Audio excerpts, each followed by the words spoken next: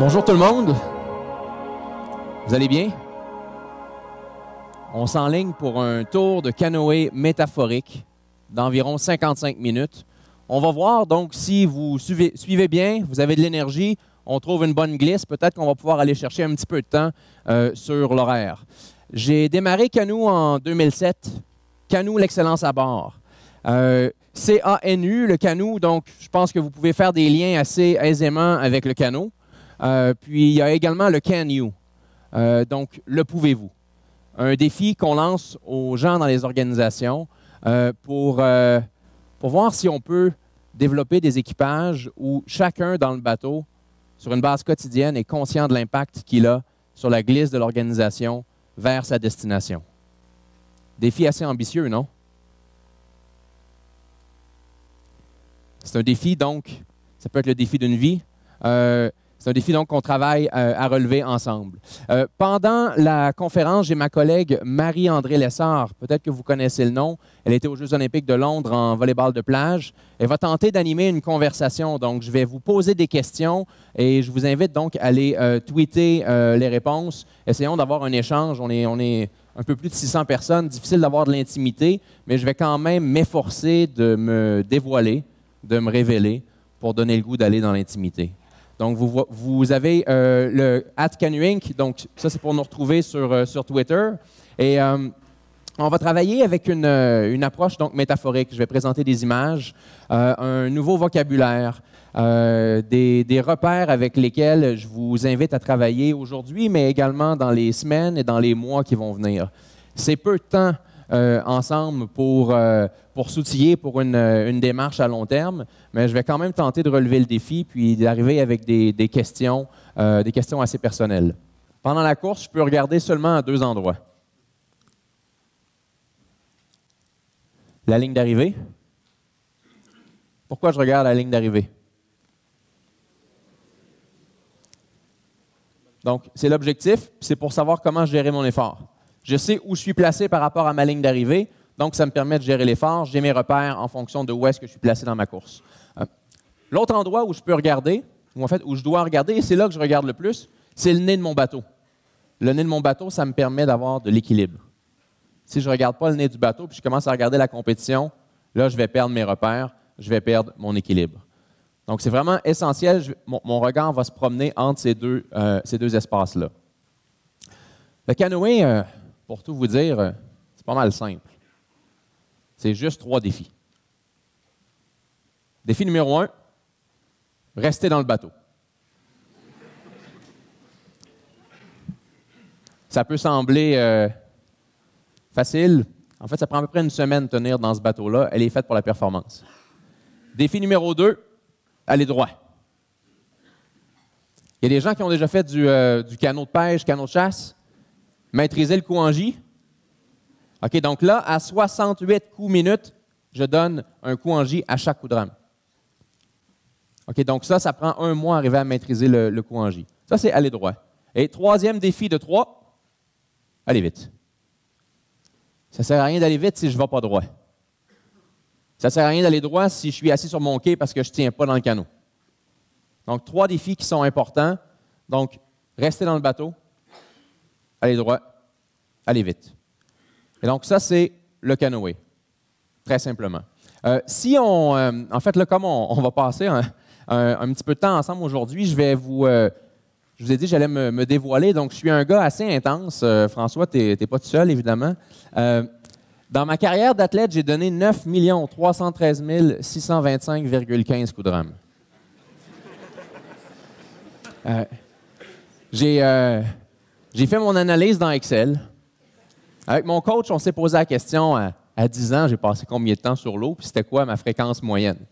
À 11 ans, 12 ans, tout ça. Puis là, j'arrive avec ce chiffre-là, puis je me suis dit, on va le garder, le 0,15. On va le garder parce que bien souvent, un coup de rame complet m'a donné un 0,15 de résultat. J'ai été impacté par des facteurs externes que je ne contrôlais pas.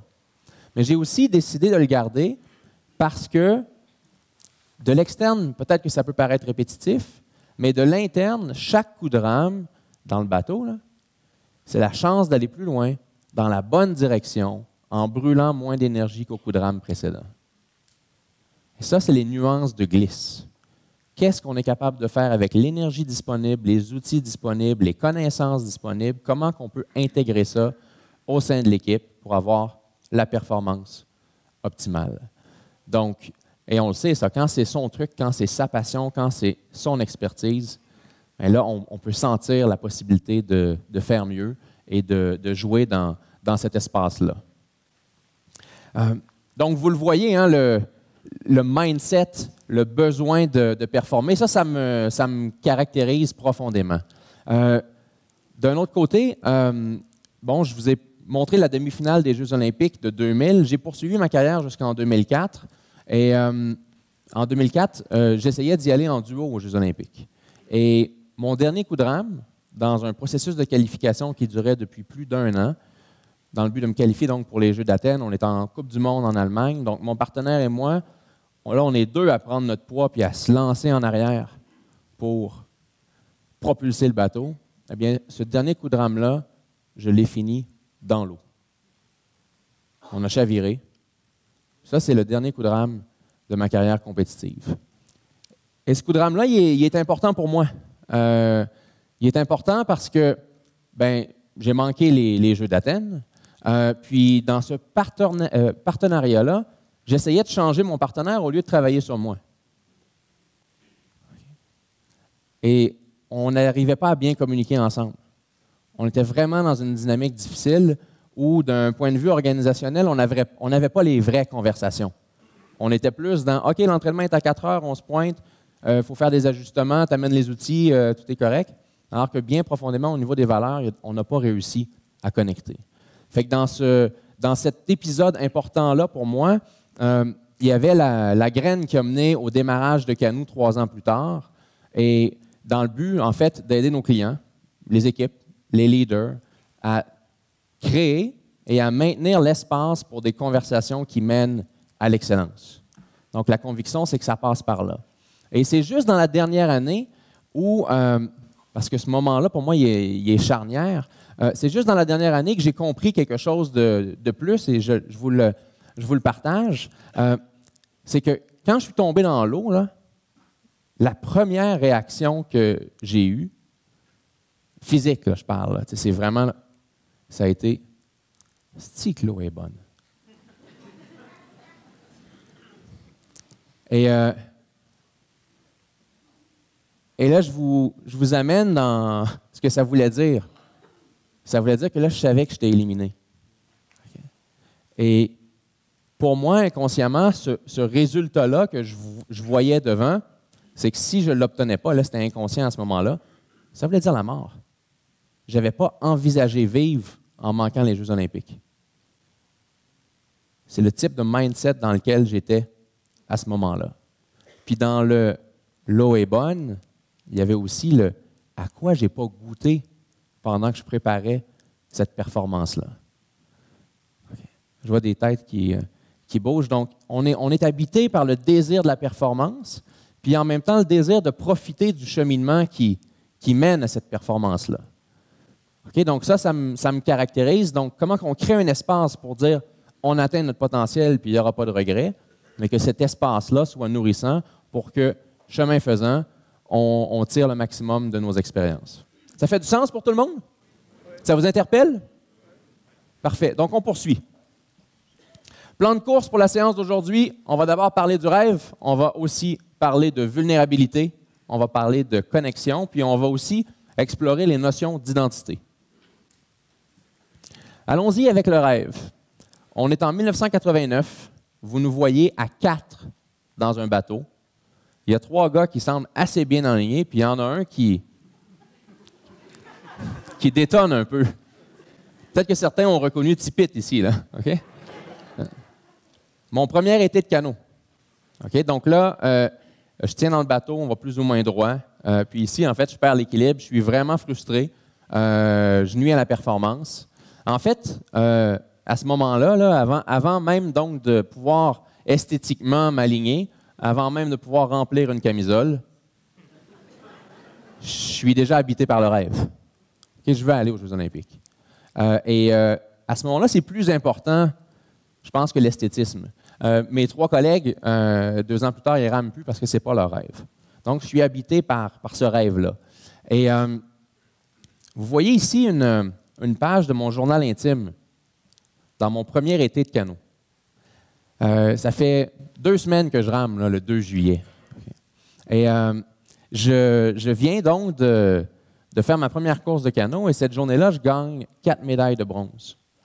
Et donc, grand moment, je viens dans mon journal intime, je décris ma performance, puis à la fin, vous voyez ici, c'était ma première compétition et là, je signe. Okay. Je signe parce que je sais que les champions, ça signe les autographes. Okay. Et à ce moment-là, c'est intime, j'en parle pas trop, OK? On est dans mon journal. Okay? Mon père, il s'appelle Benoît, OK? Et donc lui, sa signature, c'est 2 gros B, là, ça se fait vite, puis ça a du style, t'sais.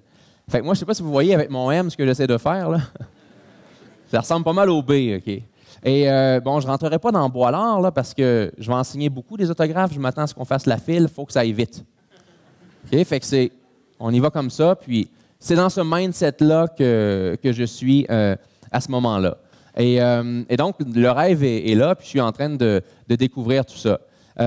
Donc, ça s'est fait pour moi, en fait, je suis originaire de Québec, donc j'allais à la petite école primaire au Lac-Beauport et il y avait une belle stratégie de recrutement. On venait nous en parler au moment précis où les plans se faisaient pour l'été. Il y avait une semaine d'initiation entre la fin de l'école et le début du camp de jour. Fait que bien placé comme ça, 25$ par enfant. Ma mère, elle s'est dit 50$, j'ai pas besoin de prendre la semaine de congé. Parfait. Fait qu'elle nous inscrit les 2, puis là, on arrive, puis là, il y a vraiment un défi. Et parce qu'il y a un défi, ben moi, je suis interpellé, fait que je colle au club de canot, puis là, ça se transforme en passion, cette affaire-là. Il y en a qui sont... Tu sais, dans le fond, il y a des gens qui gagnent des courses. Moi, j'ai de la misère à tenir dans ce bateau-là. Et là, donc, je vous ai parlé de ma première course, de ma première journée de canot, 4 médailles. À ce moment-là, je jouais au soccer. Puis au soccer, j'avais un potentiel de 2 médailles dans toute l'année. Le tournoi de fin de saison, puis il y a un classement général, puis... fait une saison pour 2 médailles, canot-kayak, une journée, 4 médailles. Bye-bye, soccer. Mon ROI, là, c'était en canot, c'était bien clair. Tout ça, ça se plaçait pour moi, OK? Donc là, déjà, je me définissais comme un canoïste qui gagnait des médailles, qui se signait à lui-même des autographes, OK? Et là, donc, quelques années plus tard, j'ouvre le Soleil, soit le 23 septembre 1993. Puis là, dans le journal, on annonce que les Jeux olympiques, en 2000, ils vont être à Sydney. Fait que là, je regarde mon père en train de bouffer ses Cheerios sur le comptoir. Et là, je dis, Père, il faut apprendre l'anglais. Puis, il ne l'a pas appris l'anglais, mon père. C'était pas son rêve à lui. C'était le mien. Okay. Et pour lui, c'était pas trop surpris. C'était le genre de conversation qu'on pouvait avoir en lien avec des objectifs qui s'en venaient. Et donc j'ai appris l'anglais. Et là, ça se clarifiait. Donc, c'est dans 7 ans. Je vais y aller en avion. Je vais avoir un saut pour la compétition. Je vais avoir un saut pour le podium. Il y avait des choses qui étaient pas mal claires par rapport à mon rêve, dont le fait que je serais dans la cérémonie d'ouverture, j'allais être dans le stade. Puis le monde entier allait regarder ceux dans le stade. Il allait me regarder moi. C'était aussi clair que si j'y allais pas, je faisais partie du monde entier en train de regarder ceux dans le stade. Fait que c'est ce degré de clarté-là, à titre de, je dirais, de product owner là, de ma vie, là, ce degré de clarté-là me permettait de faire mes choix. Et j'arrivais donc à faire ces choix-là avec une certaine aisance. C'est plus tard que ça a été plus difficile, quand le rêve était moins fort, puis là, vers les années 2002-2003, où là, les choix avaient une saveur de sacrifice. Mais quand c'était clair, ça n'avait pas une saveur de sacrifice. Au contraire, organiser toute ta vie en fonction de ta passion, ça fait pas mal. OK? Donc, j'étais dans ce genre de mindset-là.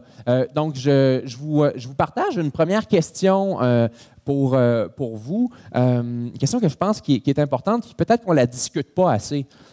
Souvent, la victoire est collective. On met tout le temps de l'avant la victoire collective, alors que c'est des personnes, des individus qui font des choix.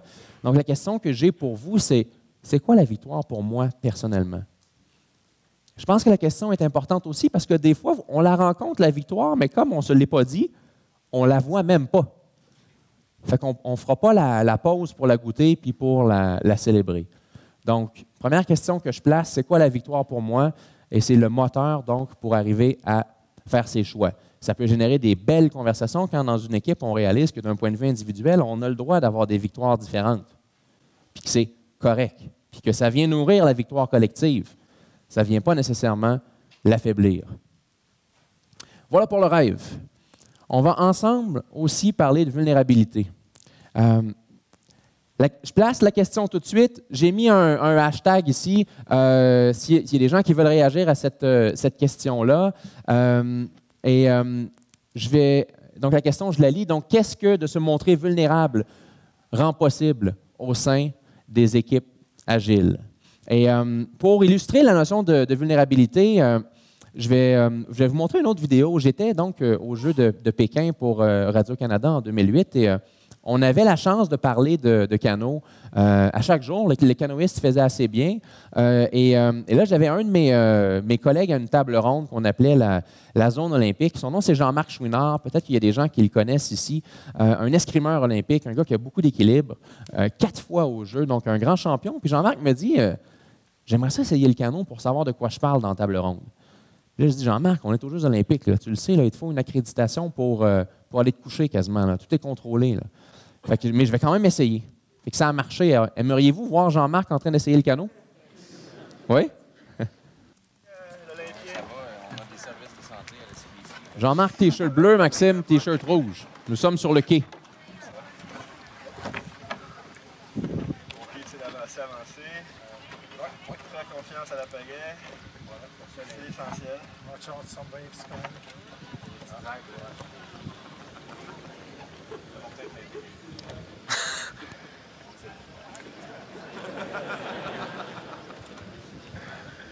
Jean-Marc quitte le confort du quai maintenant.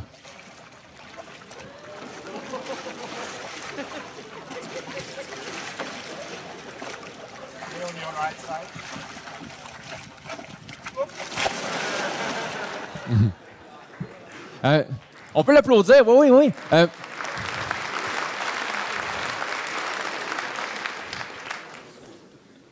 Jean-Marc sait que ça fait quelques milliers de personnes qui voient cette vidéo-là et en bon gars, je lui ai demandé la permission. Puis il m'a imposé une condition. Il a dit, il faut que tu montes ma meilleure shot. La condition est respectée. Bon, là, on rit bien, tout ça. On va creuser, là. C'est un gars qui a de l'équilibre, c'est un escrimeur. C'est un grand champion. Là, on est aux Jeux olympiques. Vous avez compris qu'il n'y a pas de quai pour les débutants aux Jeux olympiques. C'est un champion du monde français de l'autre bord du quai qui est mort de rire et se dit « ça va mal au Canada ». OK. Il y en a un de qui je n'ai pas à me soucier. Évidemment, on l'a mis dans le coup et on lui a expliqué. Et donc, Jean-Marc, qui, dans le but d'apprendre là où les meilleurs au monde sont cette journée-là, quitte le confort du quai pour aller sentir quelque chose. Puis moi, quand je vois cette vidéo-là, je vois des milliards de neurones qui se disent « Oh shit, on n'a aucun repère ici, qu'est-ce qu'on fait? » Okay. Et c'est vraiment une question de reprogrammation. Donc, tout son équilibre d'escrimeur dans le canot, il faut qu'elle passe par un autre canal. Et ce canal-là, c'est de dire si la rame est du côté droit, je n'ai pas d'amis à gauche. Fait que comment je vais chercher mon équilibre dans cette posture-là? Et donc, tu prends le champion, tu le changes d'environnement. Ça prend du temps avant d'intégrer ça et d'arriver à retrouver ses repères dans le but d'avoir à nouveau de l'équilibre. Donc, Jean-Marc s'expose, laisse son ego sur le quai et va donc vers cette tentative-là. Et ça nourrit donc des échanges pas mal riches entre nous. Puis, si on pousse un peu plus la notion de vulnérabilité, si on a 10 équipages au départ sur la ligne, on le sait que 90% des équipages vont perdre la course. On doit s'exposer si on veut arriver à gagner, si on veut arriver à performer. On veut amener du changement, il faut aller chercher l'attention. C'est quand on a l'attention qu'on peut, ça peut peut-être moins bien sortir que ce qu'on attendait, puis on sera exposé. Donc la question, c'est qu'est-ce que ça rendrait possible au sein des équipes agiles un peu plus de vulnérabilité? On va se gâter. Est-ce que j'ai un volontaire qui, aujourd'hui, ne porte pas de jupe ou de robe et j'ai une veste de sauvetage qui viendrait ici sur le stage pour une démo? J'ai quelqu'un? Venez-vous-en, madame. En fait, j'ai envie de faire une petite démo, Zakia, pour parler de 2 positions. La première position qu'on va prendre, c'est celle que Jean-Marc avait. Pas une fois dans l'eau, par contre. Juste la position où il cherche son équilibre. OK? Elle est froide. Bon, OK, c'est bon. Donc, je ne sais pas si vous vous sentez plus à l'aise sur le genou droit ou sur le genou gauche. C'est pareil, hein? Quand on commence, on ne le sait pas encore. OK? Fait que, ce que je proposerais, Zakia, c'est de vous installer le genou droit ici. Non, mais vous allez le faire ici sur le coussin. Là, OK? Et la jambe gauche ici, dans cette position-là. C'est bon?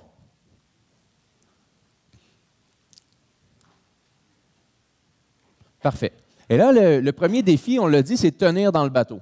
Donc, ce que je vous demanderais, c'est que je vais vous aider à placer vos mains. Donc, la main comme ça et la rame comme ça, et aller chercher un appui.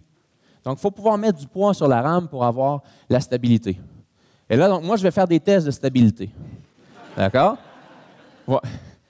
OK, donc il y a des tests. Zakia est solide. Est-ce qu'elle est solide, Zakia? Jusqu'à date, assez. Bon, parfait. OK, donc, on a une certaine stabilité. Bon, ça, c'est la position dans la première semaine de canot. On cherche à se stabiliser. Ça peut devenir très intéressant plus tard quand il y a de la vague de poser des actions stabilisatrices, évidemment. Maintenant, si on va avoir une position qui génère le plus de vitesse possible, il faut s'exposer. OK, donc, Zakia, je vais modifier tranquillement votre position, puis vous allez suivre. C'est bon?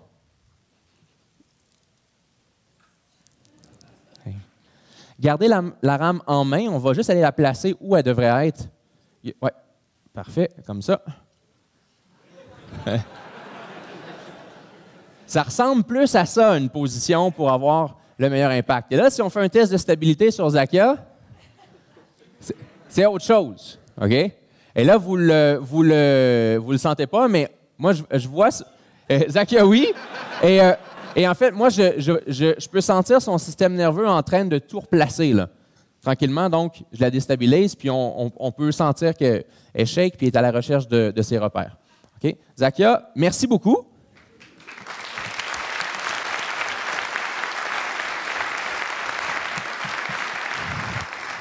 Donc là, on a le visuel. Donc, s'exposer au sein des équipes, ça peut vouloir dire quoi? Intéressant donc de quitter le confort du quai, de s'exposer. Puis il y a d'autres contextes où revenir sur le quai est important aussi. Essaye de mettre tes épaules parallèles. Là. Ton épaule gauche en haut vient apporter par-dessus l'épaule droite.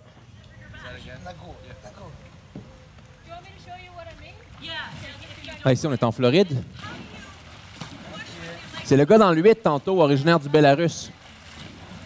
Il y a un russe exceptionnel. Par contre, son français et son anglais est moins bon. Donc, vous le voyez, pour m'enseigner, il va travailler avec son corps. Là, il est en train de me dire, mon Max, il faut que tu arrives à pousser ton bateau avec tes orteils. Regardez le petit geste ici, pas évident.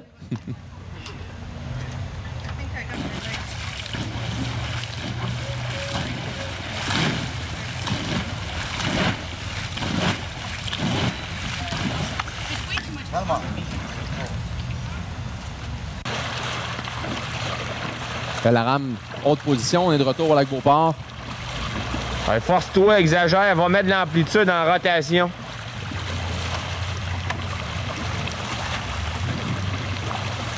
Reste en bloc, tout en avant.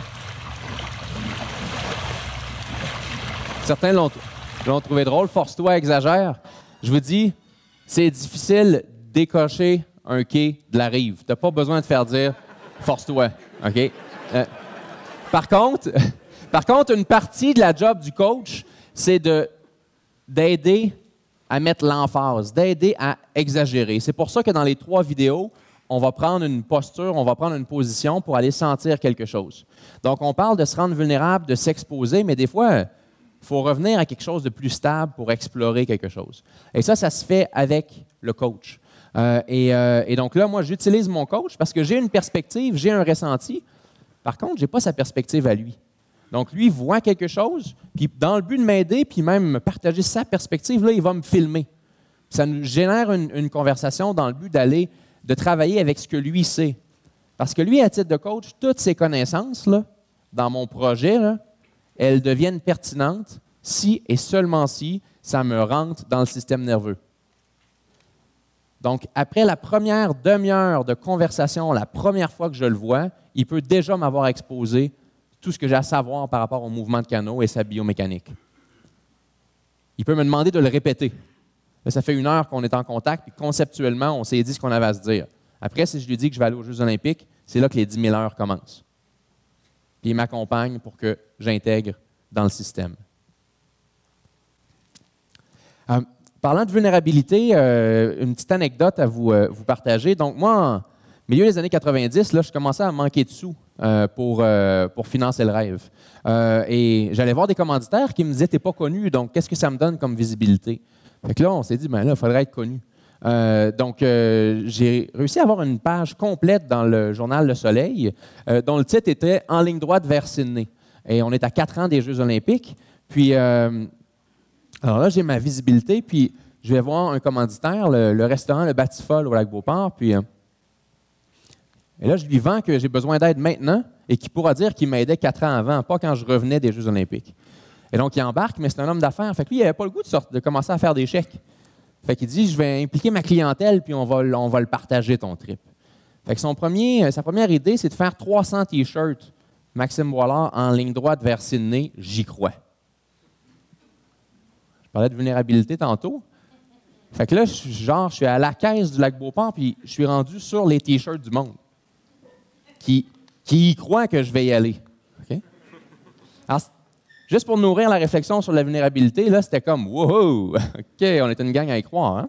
Hein? » fait que ça me replaçait dans des zones, je dirais, à tout le moins intéressantes, okay, par rapport à la vulnérabilité. Donc, un support qui a été important pour moi. Je propose une définition de l'identité pour le prochain exercice. La définition que je propose ici, c'est l'identité, ce que je vois de ce que je suis. La question que j'ai envie de vous partager sur l'identité, est-ce qu'il y a des manières de me voir desquelles il serait avantageux de me départir? On peut la prendre au jeu, on peut la prendre au nous, vous pouvez la garder pour votre équipe. Ces gars-là ne savaient pas que ce n'était pas une bonne idée d'arriver aux Jeux olympiques en pensant qu'on était les meilleurs. Ils l'ont découvert rendu là. Et donc, on a eu à chercher un accès à d'autres possibilités. Canoe amène ses clients sur l'eau dans des canots de type Rabasca pour sentir la glisse. Je vais vous montrer des vidéos. Avant ça, par contre, je veux vous partager quelques nuances de la glisse. Dans la course que vous avez vue tout à l'heure en début de séance, je ralentissais mon bateau 68 fois minute. Chaque coup de rame, le bateau accélère et il ralentit. Et les plus vite en canot, ce n'est pas nécessairement ceux qui ont le top speed le plus élevé. Non. Bien souvent, c'est ceux qui vont décélérer le moins entre chaque coup de rame. Et là, on est à la recherche donc d'une technique. Qu'est-ce qui fait que, très simplement, c'est à la fin du coup, quand la rame est encore dans l'eau, je trouve une manière de ramener mon poids vers l'avant. C'est ça le truc. Okay? On est tous à la recherche de cette manière-là, parce que si la vitesse est plus constante, bien, on sauve beaucoup en énergie et on arrive à la fin à avoir une meilleure performance. Alors, mon graphique, très simplement, donc, si je pars mon coup de rame à 2, je le monte à 6, il redescend à 2, je le monte à 6, j'ai une vitesse moyenne de 4. Mais il y a un chemin qui coûte beaucoup moins cher en énergie, ce serait de faire du 3 à 5. Et donc, ça, c'est ça le défi d'un canoïste avec sa rame, son bateau, ses connaissances puis son partner. Gros défi au niveau de la connexion. Donc, l'impact de mon coup de rame sur le mouvement de mon bateau. Je vous montre un équipage dans le cadre d'une épreuve sur l'eau qu'on fait qui est en quête de direction. Soyez bien attentifs à ce qui se produit avec l'énergie. Dans le milieu de où on est. Dans le milieu de l'eau. Oui. Vous avez le droit de dire où on s'en va. Là? Oui. On a le droit de dire où on s'en va. Donc, on a un plan, là. On a une requête sur papier. Ici, on s'en va là. On est dans le milieu. Sauf que quand on regarde la requête sur papier puis on regarde l'environnement, on se dit, oh, c'est quoi la corrélation entre les deux, là? Comment vivre ça dans un espace? Donc, bon, là, au niveau de l'énergie, on s'active un peu, on pense que c'est là-bas. Mais il y a encore une sceptique à bord.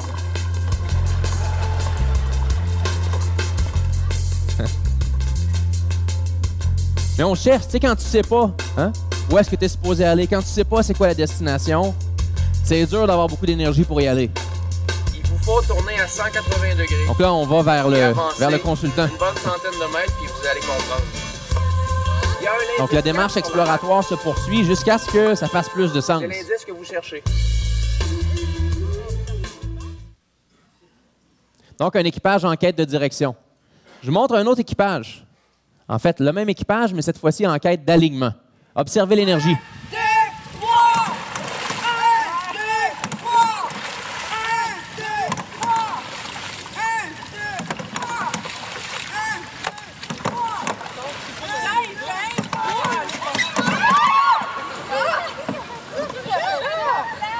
Pas pire, hein? On va le regarder à nouveau, puis je vais guider votre regard. 1, 2, 3! 1, 2, 3! 1, 2! Bon. La personne qui dit 1, 2, 3, c'est elle. On pourrait penser que son rôle est peut-être l'équivalent du Scrum Master. J'ai quelqu'un en avant dont le code initial était d'y aller à 3, mais il ne va pas à 3. Monsieur ici aurait pu suivre avec ses oreilles, mais non, il a choisi de suivre avec ses yeux. Regardez, les langues de rame est identique. Elle se dit, ben, regarde, moi je donne des indications, fait que suivez-moi pas, je vais me suivre moi-même. Regardez ici, on a quelqu'un de compromis. Fait que cette personne-là, elle observe 2 types de signaux, puis elle coupe la poire en 2. Regardez l'angle de la rame, c'est de toute beauté. OK? Bon, on a quelqu'un ici qui va oser quelque chose pour le bien de l'équipe. Bonne personne, j'ai parlé avant, j'ai parlé après, les intentions étaient très bonnes. 3, 1, 2, 3! Gardez un œil. Ça se passe maintenant.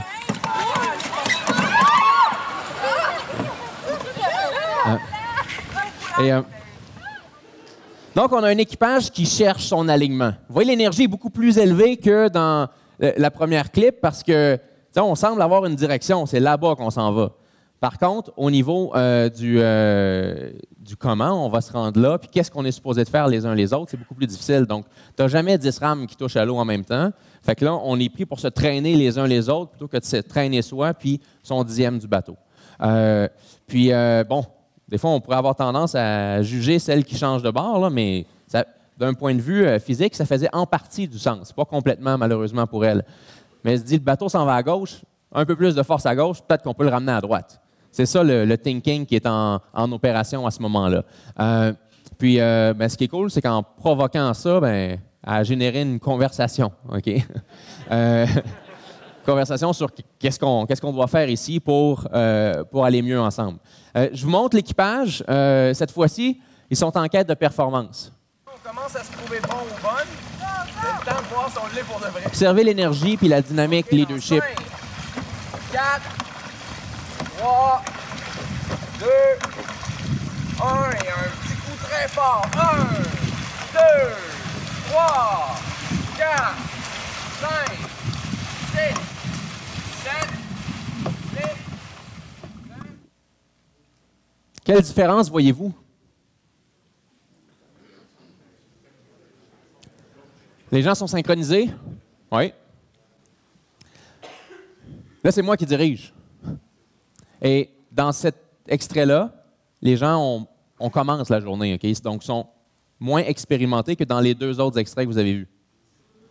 Sauf que là, je pense que tu as un PO en arrière qui est assez clair sur sa direction. Hein? Puis je me suis donné le rôle du Scrum Master aussi.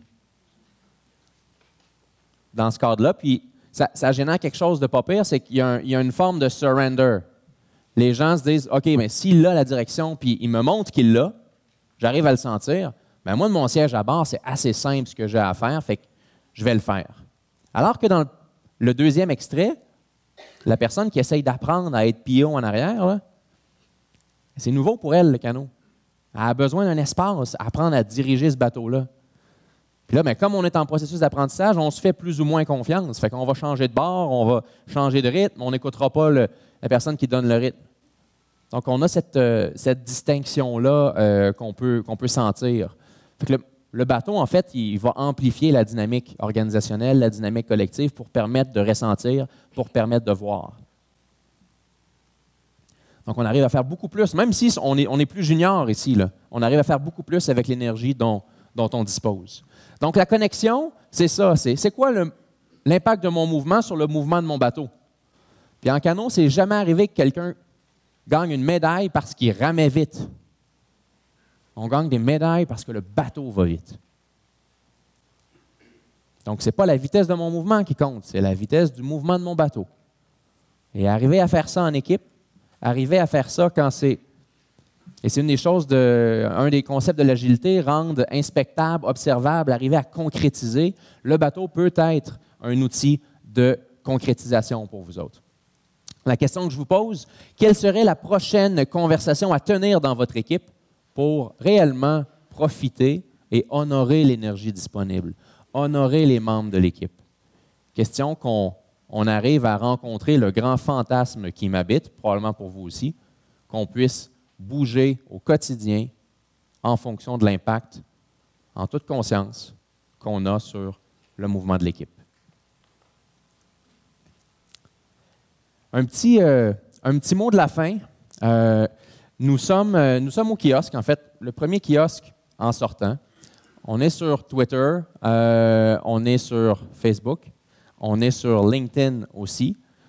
On est très intéressé à avoir des conversations avec vous autres. On commence votre journée.